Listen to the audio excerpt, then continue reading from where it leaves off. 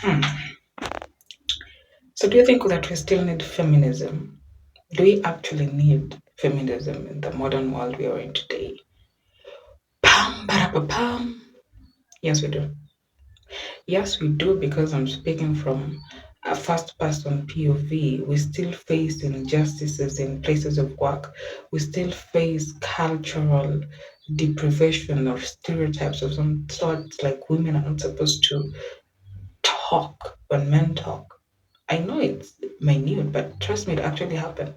Like, I got into a fight with a colleague the other day because the colleague felt that I was being disrespecting him based on the fact that I was responding to, we were arguing, we were colleagues, so we argued.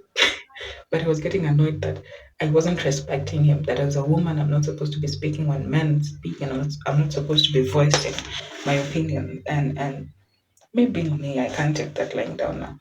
So I had to speak up back. And this one is sad. Like, in workplaces, troubles do happen, especially relationship-ish. Now, when this come to light, things happen. To cut the long story short, so a colleague, okay, a male colleague, you know, lied that one of the, okay, the colleague is current, it's like, being with someone. This love relationship work things is hard though. So let me talk about um a colleague interested in another colleague but claims that, okay, a male colleague interested in a female colleague but claims that another female colleague is interested in him simply because that colleague helped him out. Now, when you're colleagues, so you get used to some people, we get used to people in different measures. Some will get used to them very closely, some not so very close. Yeah, but some of us just have the heart of helping.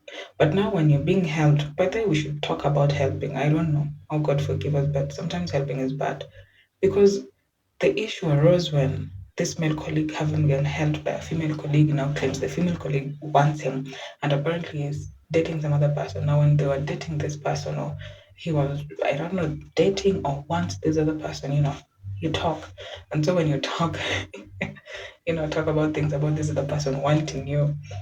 Okay, anyway, that is such a triangle or square, whatever. But the thing is, things got blown out of proportions, and whatever the rumors were, or whatever these people were talking about, came out to light. Now, when confronted, this male colleague actually slapped the female colleague, initially dating. Not this one. This one that was accused falsely of wanting him was very annoyed. You have to be, and decided to confront the situation. Now, when asked, he slapped the one he was dating. And that's just, it's not about even, leave alone that drama. I mean, how? This is your colleague. This is somebody you work with. This is somebody you're getting paid with the same salary. So you're just hitting her because she's a woman. But then let me tell you, I think we have a sixth sense for sensing, these violent people. Now, me, for instance, there's somebody that I got used to so much. So a male friend I got used to so much, so we would, banter around.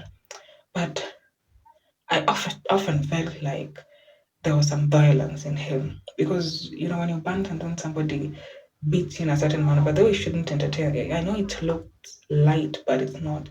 Somebody beats you in a manner that is not friendly, or in a manner that is, I don't know, feels like you are another male colleague or friend. Now I'm talking about feminism, and I don't mean no that I'll beat you and all of those things. I don't have that energy. But most men are naturally stronger than the women. So don't expect that you beat me in a manner that makes me uncomfortable. And so there was this day, we were just playing.